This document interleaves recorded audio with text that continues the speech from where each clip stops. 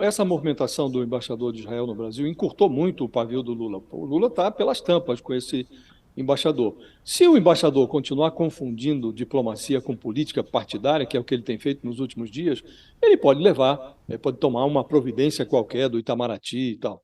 Essa resposta, essa postagem que o Paulo Pimenta fez nas redes sociais, atribuindo ao Lula a diplomacia brasileira, a o objetivo, o alcance do objetivo de liberar os brasileiros lá na faixa de Gaza, isso foi feito com a intenção deliberada de borrifar um antídoto contra a versão venenosa difundida nas redes sociais pelo bolsonarismo, segundo a qual a abertura da tranca de Gaza para os brasileiros se deve a gestões hipotéticas feitas pelo Bolsonaro junto a esse embaixador de Israel no Brasil. Isso está correndo às redes sociais. Essa versão, obviamente, é mentirosa. O Paulo Pimenta, o chefe da Secretaria de Comunicação do Lula, ele sentiu a necessidade de jogar nas redes um antídoto. Então, é esse ambiente que nós estamos vivendo. O embaixador se transformou numa peça de propaganda política do bolsonarismo.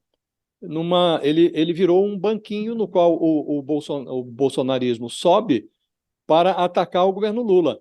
Não é próprio que o embaixador se permita ficar numa situação como essa. Então, de fato, o pavio do Lula com o embaixador está muito curto. Agora, o Lula, se o embaixador continua caminhando para além dos seus sapatos, sapatos que deveriam ser de um diplomata e não de um político, se ele continua agindo assim, é provável que o Lula peça ao Itamaraty para utilizar uma das ferramentas de que dispõe a diplomacia para sinalizar para o embaixador, para o próprio governo de Israel, que não está satisfeito com a atuação da Embaixada Brasileira, a representação diplomática de Israel aqui em Brasília. É esse o quadro, mas não, o embaixador andou se reposicionando em cena, ou tentando se reposicionar, né? Diz que não convidou o Bolsonaro, como se ignorasse que o Bolsonaro fosse aparecer lá. Ninguém acredita, mas ele pelo menos colocou uma versão na praça para dizer, olha, não fui eu, chamei os parlamentares e o Bolsonaro apareceu lá. A outra Ó, questão, hum, a outra questão, Fabiola, é a questão do genocídio.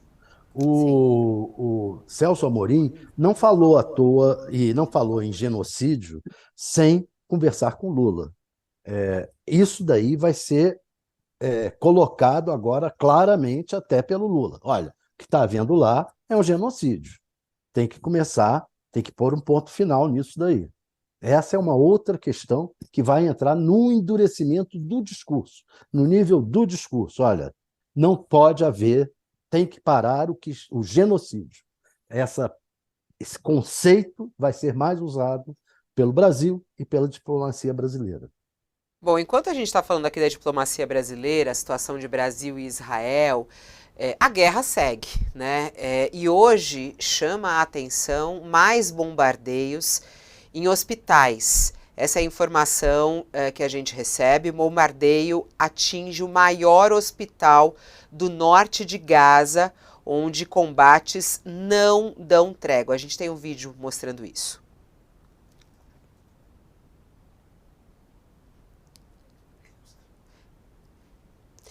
É o maior hospital da faixa de Gaza e que sofreu esse bombardeio nessa sexta-feira, em meio a inúmeros combates intensos que estão acontecendo entre Israel e o grupo Hamas. Né? Isso acontece no norte do território palestino, onde civis continuam fugindo em direção ao sul.